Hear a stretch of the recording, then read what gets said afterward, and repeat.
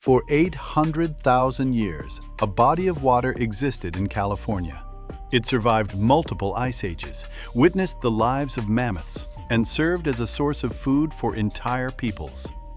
Then, over the course of 13 years, it was gone. Nature had nothing to do with it. The lake was deliberately destroyed for profit and the expansion of one city. Subscribe to the channel, because today we are breaking down this story from beginning to end.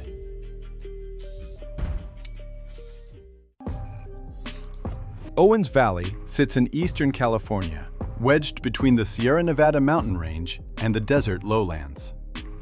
It was a harsh place, yet once full of life. Full-flowing rivers, green pastures, cultivated fields. And right in the middle of it all lay a large body of water, deep and real. The lake covered nearly 280 square kilometers. In certain spots, the depth dropped to 15 meters. In the arid southwest, that volume of water was genuine wealth. People settled along the shores, animals grazed on the waterside meadows, and birds built nests in the reeds. During the ice ages, this body of water was almost twice as vast. It connected with neighboring lakes, forming a single water system stretching hundreds of kilometers all the way to Death Valley. When the glaciers retreated, the lake shrank in size, but kept on existing. It simply kept going. The indigenous peoples of these lands, the Paiute and the Shoshone, spent thousands of years beside this body of water. In their language, the lake carried the name Patsiata. Behind that word stood not just a label on a map, but a deep and living connection to the water, one that cannot be captured in a short translation. The Paiute knew how to take from nature exactly as much as life required. More than 1,000 years before Europeans arrived on these lands, they were already building irrigation canals. They understood what time of year it was right to fish and when the fish needed rest. They knew how life around the lake was organized, and they did not destroy what was working. Toward the end of the 19th century, settlers began arriving in the valley. Farming families raised livestock, grew fruit, and made wine. Locals proudly called their region the Switzerland of California. They were not wealthy, but life was stable. Schools and stores were open. Life moved along quietly and steadily. The Owens River reliably supplied water to the fields and gardens of the farmers. No shortages, no droughts. The valley lived by its own quiet rhythm. And not a single local had any idea that several hundred miles away, decisions were already being made that would wipe all of it off the face of the earth. Let us step back for a moment.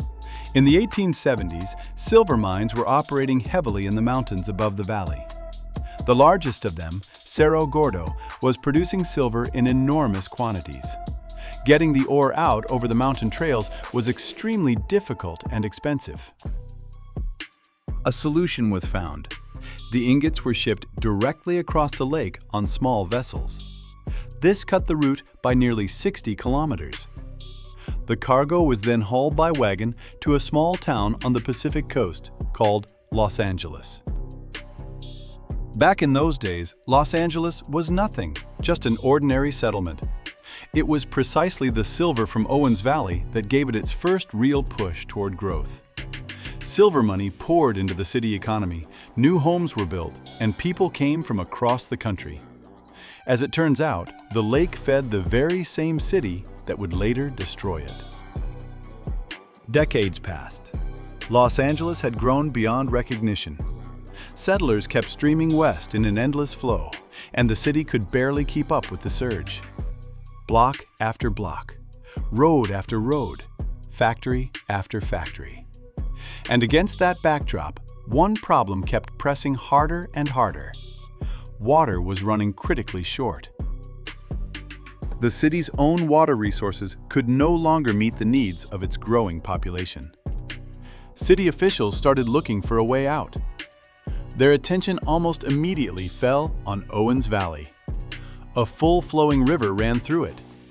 A vast lake spread across it. The fact that some 350 kilometers lay between the valley and the city did not particularly bother anyone. The central figure in this story turned out to be William Mulholland. Born in Ireland, with no degree and no formal training, but sharp-minded, iron-willed, and gifted with a rare ability to persuade people. He was the man in charge of the Los Angeles Department of Water and Power. Mulholland personally visited the valley, met with farmers, held friendly conversations, and came across as a decent public official. The core of his message was always the same. The city would only take the surplus water that was going to waste anyway. Your lives will not change. The farmers listened and believed him. He was an impressive man, calm eyes, steady voice. Why not believe him? They did not know that Mulholland had not spoken a single truthful word to them. There were no surpluses in his plans. The intention was to take everything, down to the last drop. At the same time, a man named Joseph Lippincott appeared in the valley. On paper, a federal engineer. His official assignment was to study the valley's water resources in the interest of local farmers and help them set up irrigation. The farmers trusted him completely and freely shared everything they knew. In reality, Lippincott was working both sides. Every piece of information the farmers trusted him with, including data, maps, and details about water sources, he passed on to Mulholland. And he was collecting payment from both parties. Plain betrayal, just carried out on a government scale. While data was being gathered in the valley, a separate hidden game was playing out in Los Angeles itself. A small group of very wealthy men began quietly buying up land in the neighboring San Fernando Valley. They worked through middlemen without any fanfare. The land there was worth nothing. Who was in this group? Harrison Gray Otis, the owner of the city's leading newspaper. Railroad tycoons Huntington and Harriman. Banker Moses Sherman. And here is the key detail. Sherman was simultaneously serving on the City Water Commission and had full knowledge of the confidential plans for building the aqueduct. Together, they acquired around 108,000 acres, bare semi-desert that had previously been worth nothing. But they all knew, once water arrived from Owens, that land would turn to gold. They used insider information for personal gain. By today's laws, people go to prison for that. But back then, it was not technically a crime. Building the aqueduct required money from the city treasury. That meant a public vote. Citizens had to be convinced that water was urgently needed, that without the aqueduct, the city was finished. And this is where Harrison Otis's newspaper entered the picture. The very same newspaper whose owner had already bought land in San Fernando and had a personal financial stake in the construction. Stories about drought ran back to back. Stories about water shortages. Stories about the threat to the city. Article after article. The alarm was raised steadily and skillfully. By some accounts, it did not stop at the press. Shortly before the vote, water from city reservoirs was deliberately drained into the sewer system so that residents could see the tanks emptying with their own eyes, so that fear would stop being abstract and become something they could feel and see. The residents of Los Angeles approved the construction of the aqueduct by a margin of 11-1, nearly unanimous. They voted honestly, from the heart, believing they were saving their city. Not one of them had any idea that in reality, they were voting to enrich a handful of operators. Construction began in 1908. The scale was enormous. More than 6,000 workers were on the job at the same time.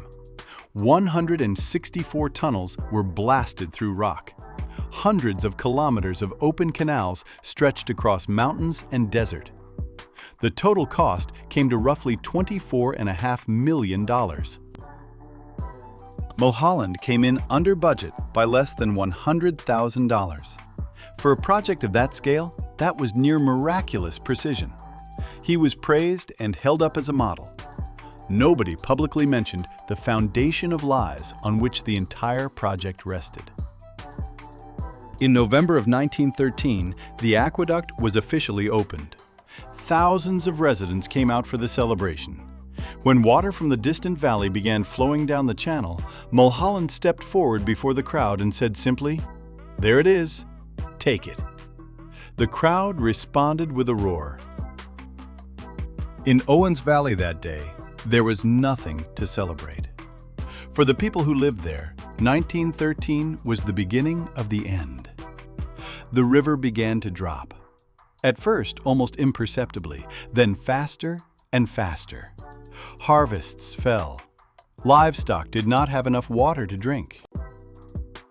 At first, the farmers told themselves these were temporary difficulties, that things would work themselves out, that a deal could be reached, that someone could be held accountable. But year after year, the water kept receding, and the truth gradually sank in. There was nothing temporary about this. It was permanent, and there was no one left to negotiate with. Orchards dried out one by one. Vineyards died. Dairy cattle were sold for almost nothing because there was no water to keep them. People whose grandparents and great-grandparents had built this life with their own hands watched as everything fell apart, and there was nothing they could do. Meanwhile, the lake was dying in plain sight. The shoreline retreated a little more each year. Bare earth began to emerge from the bottom. The water kept dropping and growing saltier with every passing year. Something that had lived for 800,000 years was turning into a slowly dying puddle. In 1926, the lake ceased to exist. Only 13 years had passed since the aqueduct opened. Where water had once lapped at the shore, there remained only a vast white floor of salt and baked mud. 800,000 years of life, 13 years of dying. While the valley was fading, Los Angeles was flourishing. During those same 13 years, the city's population grew fourfold. New neighborhoods sprang up, businesses opened, roads fanned out in every direction. The city was living large. The price of that life was simply never discussed out loud. The farmers were not going to suffer in silence. They joined together and fought back. They filed lawsuits, appealed to authorities, tried to get coverage in the press. But the press belonged to the very people who had set the whole thing in motion from the start. The voice of the valley reached nowhere. Leading the resistance were the Watterson brothers, Wilfred and Mark. They owned the only significant bank in the valley. Trust in them was absolute. People kept both their personal savings and the money they had received from forced land sales to the city in that bank. In 1924, part of the community concluded that words were not going to change anything. Early in the morning of May 21st, a group of men drove to the aqueduct near the town of Lone Pine. They brought dynamite with them, around 226 kilograms of it. At dawn, the explosion went off. A section of the aqueduct was blown to pieces.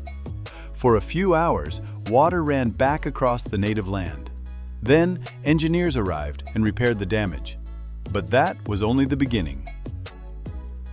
From 1924 through 1931, the aqueduct was attacked no fewer than 11 times. The valley fought as best it could, but it had no money, no newspapers, and no powerful allies. The city had all of those in abundance. Los Angeles did not fight back with force. It acted with money. Methodically, parcel by parcel, it bought out whatever remained in the valley. By 1928, 90% of water rights belonged to the city. There was almost nothing left for the farmers to sell. By 1933, the city owned 85% of the residential and commercial property in the valley and 95% of the farmland. The valley had effectively become part of Los Angeles. No one made any formal announcement about it. Banks stopped lending to local residents. Schools closed one after another. Stores emptied out. People left. The valley faded quietly and steadily. The Watterson brothers were still holding on, but their time was running out. In 1927, it came to light that the Watterson brothers had embezzled depositors' money. The bank collapsed in a single day. People lost everything, both their personal savings and the money they had received for their farms. All of it at once, with no way to recover anything. The resistance ended that same day. There were no leaders left and no funds. The valley broke from within at the hardest moment in its history. The city never used force and never made any arrests. It simply waited for its moment, and it got it. That is how Owens Valley stopped being an independent, living place. No dramatic battles, no grand finales. Quietly, through a bank collapse and empty shelves. People scattered in every direction. Houses stood vacant. The lake had been gone for a long time already. Only the white floor remained. At first, the dried-out lake bed was seen as simply an eyesore. Bare, bleak, unpleasant to look at. An aesthetic problem and nothing more. Nobody at the time imagined that this dead lake bed would become a full-blown environmental disaster for the entire region. The winds in the valley blow hard. They lifted microscopic particles of salt, dried clay, and mineral deposits off the bare floor and scattered them for dozens of kilometers in every direction. All of it settled on fields, worked its way into homes, and settled into the throats and lungs of people. Day after day, year after year. When scientists analyzed this dust, the results were alarming. The composition included nickel, cadmium, and arsenic. All three substances, when inhaled over long periods, trigger cancer. On top of those, a full range of other compounds: sodium, chlorine, iron, sulfur, and calcium. Roughly 40,000 people lived in the area between the towns of Ridgecrest and Bishop. All of them were inside a zone of unceasing contamination. Permissible limits for harmful airborne particles were being exceeded within a radius of up to 80 kilometers from the former lake. That is an enormous area. During the worst periods, around 62,000 tons of toxic dust rose from the lakebed every year. By combined estimates, total annual emissions reached 4 million tons. That is not a misprint. 4 million tons. The dried-out Owens Lake received the official distinction of being the single largest source of particulate air pollution in the United States. Not one of the largest, but the undisputed first in the country. One decision, one city, one record for all of America. The government had known about this for a long time. The Environmental Protection Agency designated the valley a serious pollution zone back in 1987. The state was ordered to have a remediation plan ready by 1997. That deadline passed. Another year went by. Then another. Officials stalled and delayed. They risked losing federal highway funding, but refused to act. All that time, people were breathing toxic dust, even though the government had already officially acknowledged that the problem existed. Actual work did not begin until the year 2000. The Los Angeles Department of Water and Power was required to return a portion of water to the floor of the former lake. A wet surface does not produce dust. The water was not needed for fields or pipelines, only to hold the dust in place. To date, more than $2.5 billion have been spent on this program. It is the largest air quality improvement program in the history of the United States. The surface area being treated is comparable to the size of San Francisco. Around 60,000 acre-feet of water are pumped onto the former lakebed every year. To put that in perspective, That is the same amount of water a city of 500,000 people consumes in a year.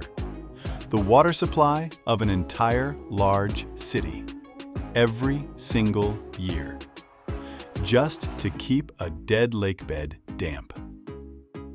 About 30% of all the water the department draws from this region goes back to the lake bed.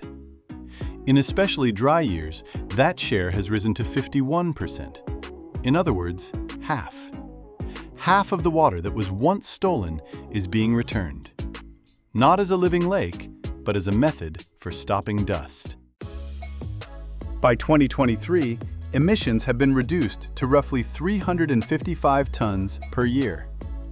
Measured against the tens of thousands of tons of the past, that is a significant result. But the people who lived here through the 1980s and 90s had already spent years breathing that poison. Lost health cannot be restored. While workers were laying pipes and preparing the lake bed, the ground kept turning up unexpected finds. Cavalry buttons from 2 centuries ago, musket balls, rusted millstones, and human bones. The earth had held all of it for more than 150 years and was now giving it back.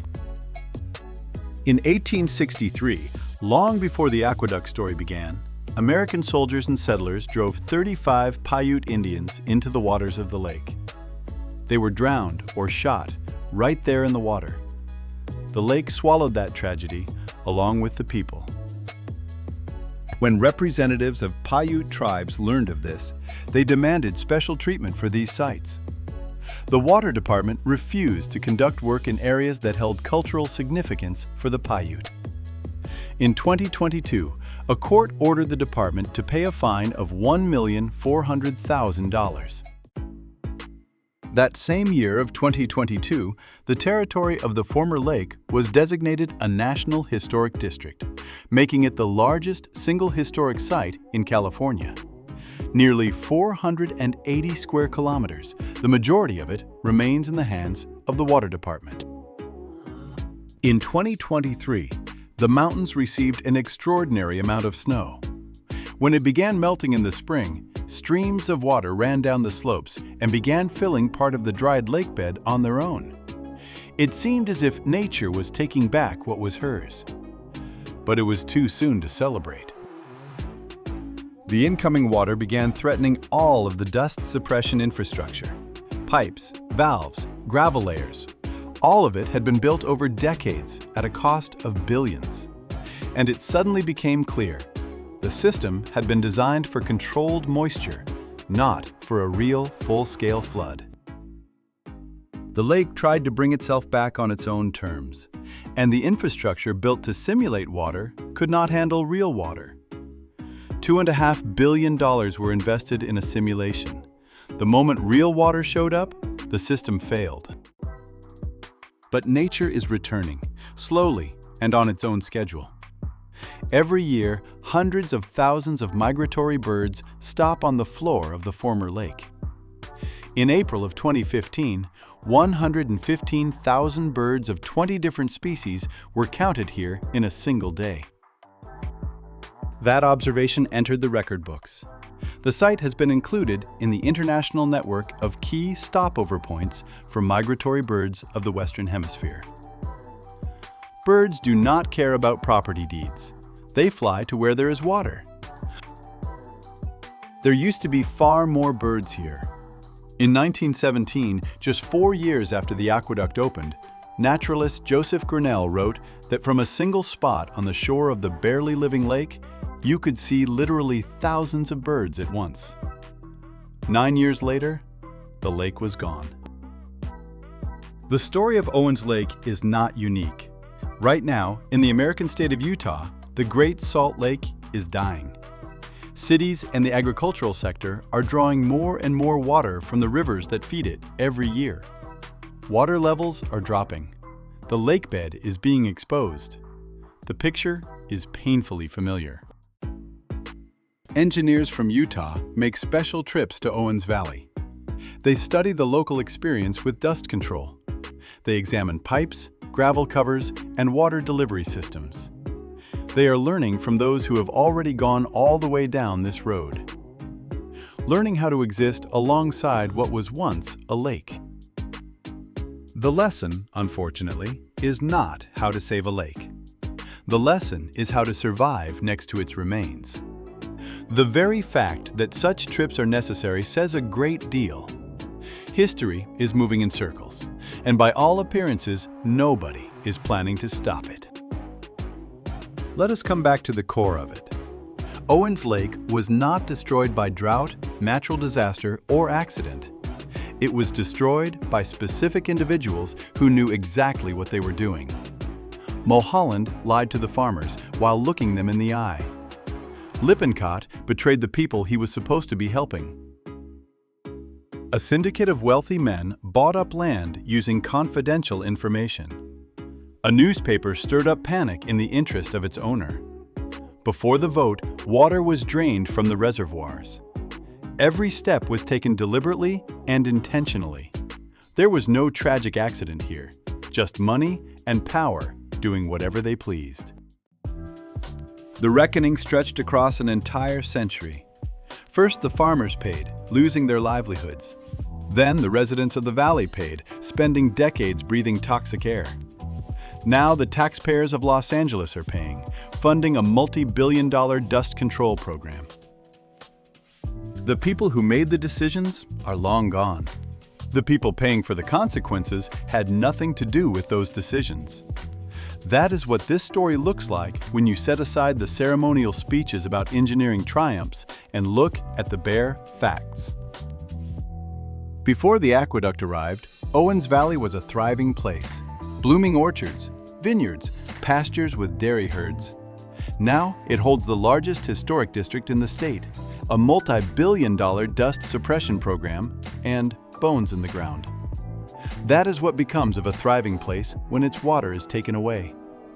Let us know in the comments whether you know of similar stories from your own country and what you think about all of this. And be sure to subscribe to the channel. It means a great deal to us.